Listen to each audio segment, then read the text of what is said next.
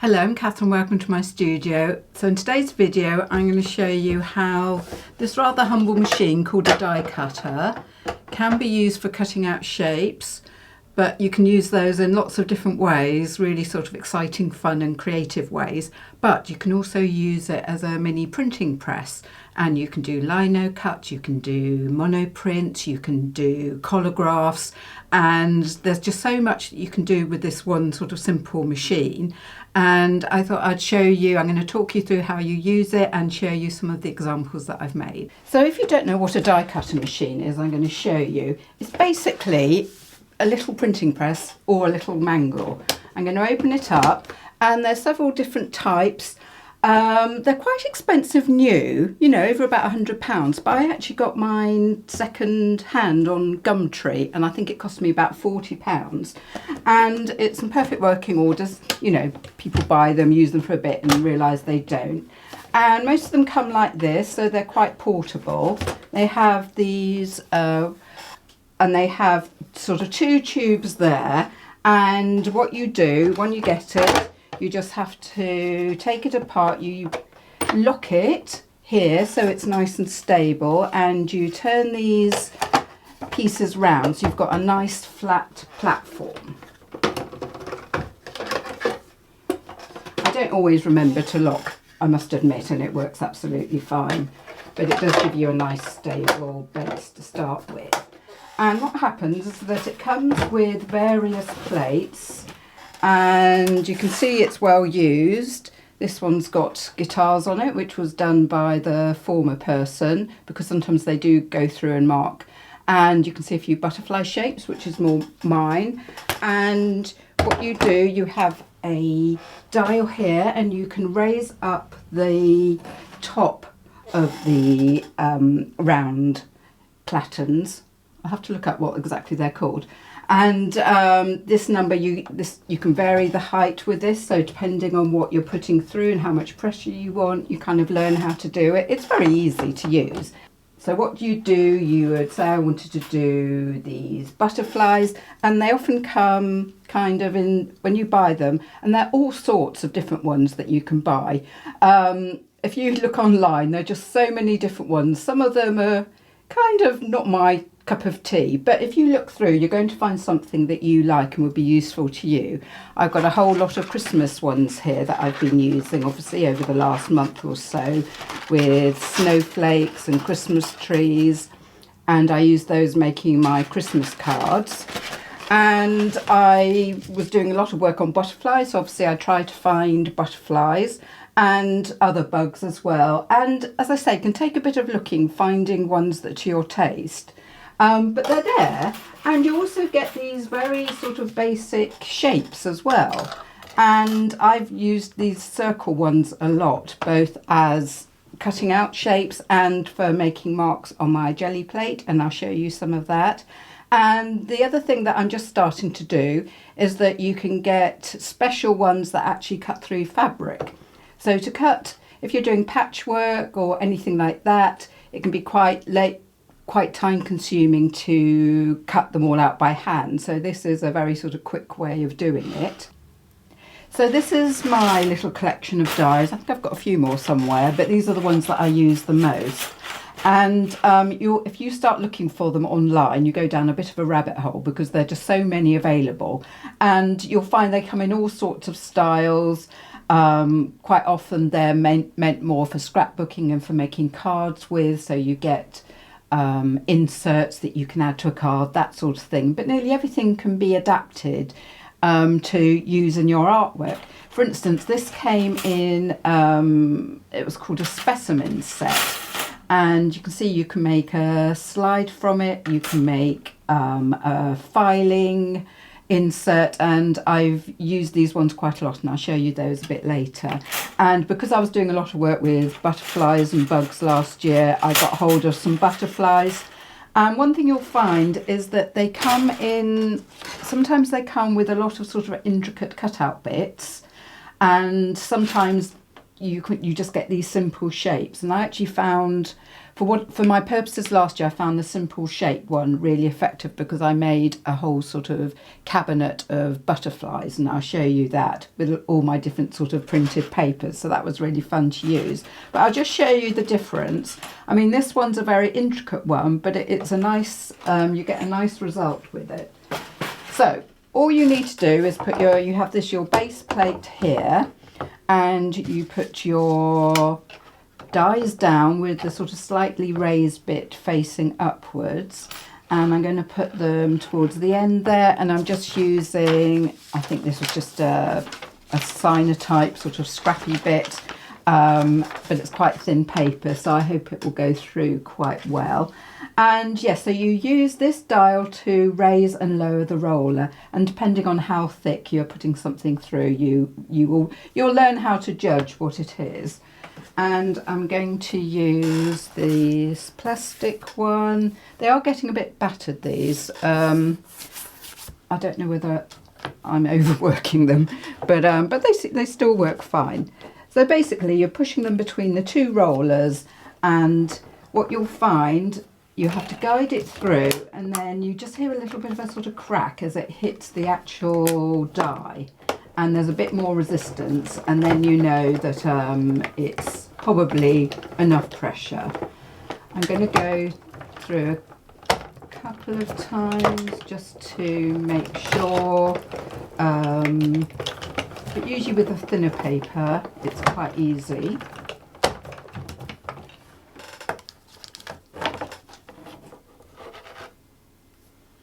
So the other thing that's really good about this, and something you can utilise in your art, is that obviously you get a negative and a positive. I mean, you could use all those little bits and make up a moth. I'm not sure I would do with that one, but obviously this, you can then use that as a layer over something else, and that could look really effective with a contrasting colour or some writing underneath. And with these more fiddly ones, I find it's a good idea to use a pin, and they do have little holes at the back to sort of help you push the pieces out.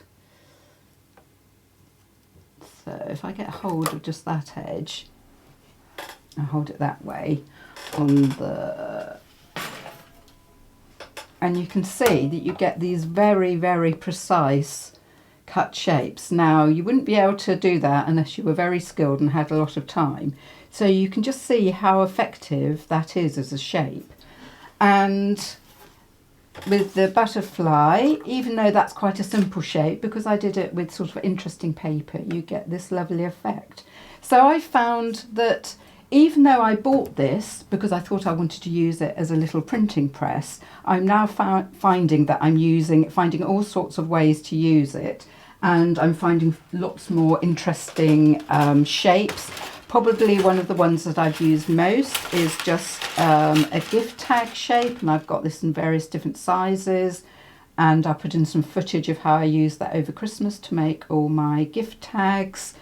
And the other thing is that you can then also use the dies themselves. As I said before, you can use the dies actually to make marks with, and I'll show you some footage and talk you through that now. And you also get ones that are called sort of embossing. Let me take this off so I can show you more clearly. They might just be, oh no, they're not stuck. I will clear those up later. I mean, what you could do, if you had, you could put a layer of sticky, some sort of adhesive on the back, you know, a peel-off adhesive, and that would keep all those little bits in shape, and then you could actually use it like that. So that's another way to use those bits. But I just wanted to show you how you also get these sort of embossing ones. So you put them, the idea is they're going to make a mark on a piece of paper, but not actually cut through. And I've got these ones that mimic stitching, and that's quite effective. Often when I make my books, I put actual sewing and stitches in, but sometimes it would be quite fun to mimic that in a more printerly way. The other type you get are what they call 3D ones.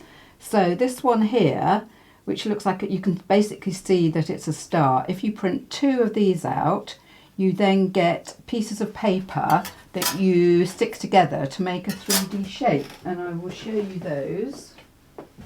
So these are a couple, they've been in a folder so they've got a bit squished down, but you can see if I poke them out a bit, you can see that you have got a slightly convex shape either side.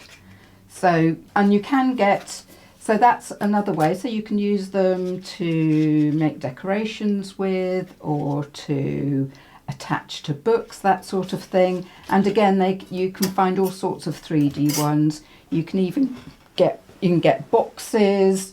You know, they've got to, you're constrained by the size of your die cutter. This one's called the X-Cut, and there's Sizzix and a few other ones, and they come in different sizes, I think. But you can see just how much fun you can have with the die cutter. And I'll show you some more examples now.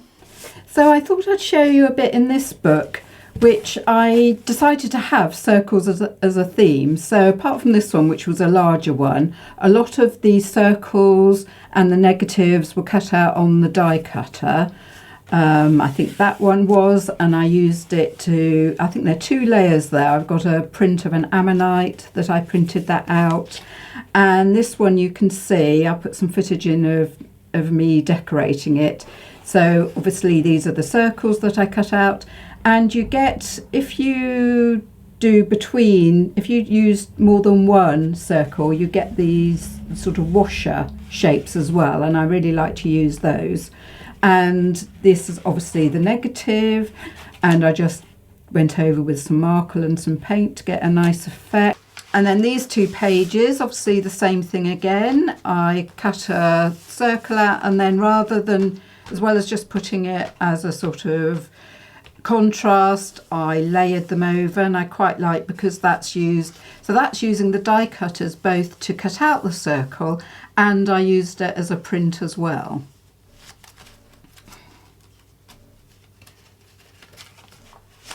And a similar thing there, I've layered up some more, and these are a very transparent paper, so it looks a little bit different. So on this page I used this die cutter to use both the negatives, so I've got a piece of more of this sort of printed paper from an old book, and obviously I've cut out the circles from this side, used the negative, and then used the shapes on this side. And I think that's a really effective kind of, conversation sounds a bit poncy, but I think there's a nice sort of relationship then and between these 2 pages. And then for good measure I did a print with it as well. Let's see, and this is another one of those washer shapes. I use those all the time. So my idea here was, because this was an old map, that it's sort of focusing your attention on the place in the middle there. And here is when I did several pieces out of one piece of this sort of pink printed paper, and again you can see that's the negative shape with the voids in it, and then I've cut out all these circles, but I've actually placed the circles in some of the voids. I think that looks sort of a bit spacey and planet-like. And again, just having a sort of relationship with that paper and that paper. And here I've actually cut the circle out of the page. Now I think I had to actually, if I'd planned this all, I would have done this on the die cutter, but it was only afterwards I thought it would be nice to do this effect. So you can see it's not cut out quite so well because I did that by hand. But this piece, I think I then put that through the die cutter to get a nicer edge, using the washer shapes again. And is there any more? Yes, so this is the bit I think you see me actually putting through the die cutter, and again I've done a very similar thing using the void shapes on this side, the circles on this side, but again putting some of them in. And I really liked using it with the shape from the print of the ammonite, because you've got the spiral inside a circle. And then more on the back as well. So this was a whole book that was dedicated to circles, but you can see how just with one sort of set of simple shapes, and this one as well, you can create so many different designs. So that's using the die cutter for its intended purpose, but as I said, you can also use it as a small printing press. The only difference between using it like this is that I add a layer of felt, because this gives a bit of padding and it helps you get a better impression on your paper. It works really well with lino cuts. Here's an old one of mine of a butterfly that's been well used over the years. And I'm using it first with some block printing ink, but it works really well with acrylic paint. You just haven't got as much time to work with. And you can see how well it comes out. You have to experiment a little, because if the pressure is too much, it might emboss the paper as well, although that might be an effect that you're after. But even with quite a thin, even layer of ink, you can get 2 good prints, I've found. I've also used it for printing leaves, either fresh or dried, or preserved with glycerin. I'm using acrylic paint in these samples, and you'll find that it picks out really nice details from the leaves and foliage and flowers, whatever you want to use. The fern I used here with the lovely spores was a bit old and fragile, and I think the second pass I did, it kind of stuck to the paint, but I could peel it off when it was.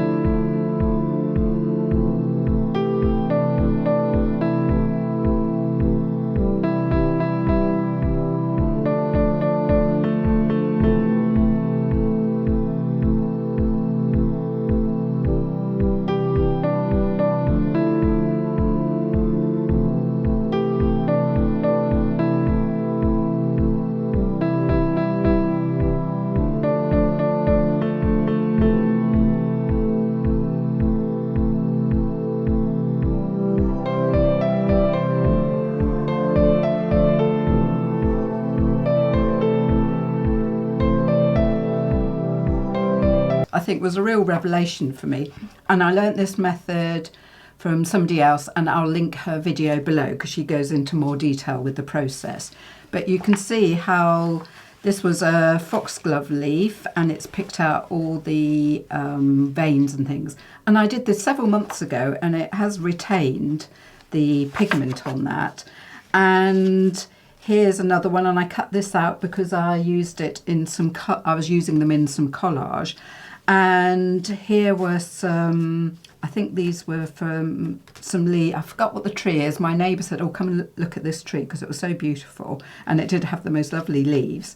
And I managed to get these prints from it. Some come out better than others. That was a fern. That worked quite well. I can't remember what that one was. That didn't work very well. These were some acer leaves, which actually came out quite well, but not... You know, they were that lovely sort of dark maroon colour, but they only came out quite pale. And I've got lots more. And another thing you can do, and I put some footage in, is that you can, because they're plant pigments, they're going to react to certain mordants. And if you just paint a little bit of iron water, and you can just buy powder or even just put some rusty things in some water, and if you paint over them, and I'll show you this, it's quite magical because you get a the iron reacts with some of the pigments and you get this sort of stronger colour. So that's, if you've got a print that hasn't come out that well, it's always worth trying that and see if you get this lovely effect. I'll show you a couple of ways that I've used some of these prints. So that again is the foxglove one, probably my best one, which was why I used it on here.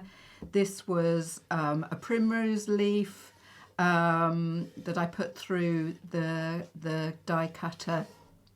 I think I had a little bit of ink on something else, and that's why it's not just the leaf, it's a little bit of paint as well. This was done for putting the leaf on a jelly plate. That's a jelly plate, and then these are some actual dried flowers that I've put on there, and some of my other prints on the background. And then this is another one. So this were some leaves from, oh, I can't remember the name of the plant. Cotinus. So these were some cotinus leaves, and these have actually been preserved in glycerin. I'll put a video up, but if you want to know how to do that, and I find that they last really well, and I've bonded them onto the back. And then this was using some smaller leaves from the same plant, and this had gone through the die cutter. So I just quite like the fact you've got the real leaves and you've got the printed leaves. That's a real leaf as well. So there are lots of different ways that once you've made these prints that you can use them. And the last thing I wanted to show you in this video is that I like to use the dies themselves, even without the machine. I use some of the Christmas tree shapes and snowflakes to make my Christmas cards, and I'll put a little bit of that to show you.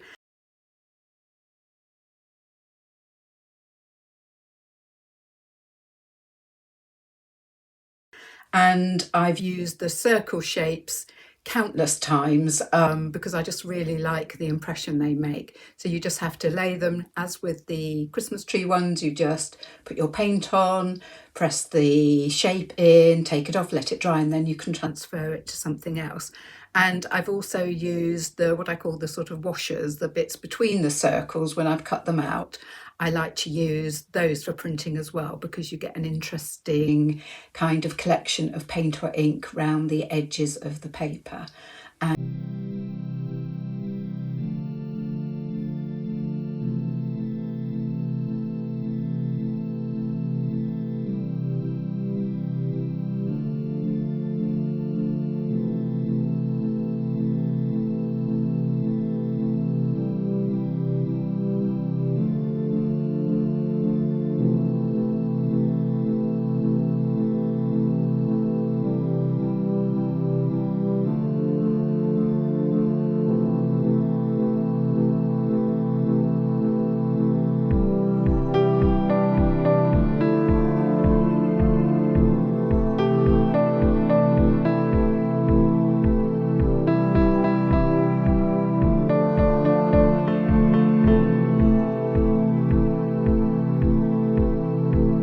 You'll agree that there's lots of creative use you can put this simple machine to, and I'm sure I'll come up with a few new things, so maybe there'll be a follow-up video as well. And I'll link a couple of videos and playlists at the end that show in more detail some of the items that I've demonstrated to you today. So thanks for watching.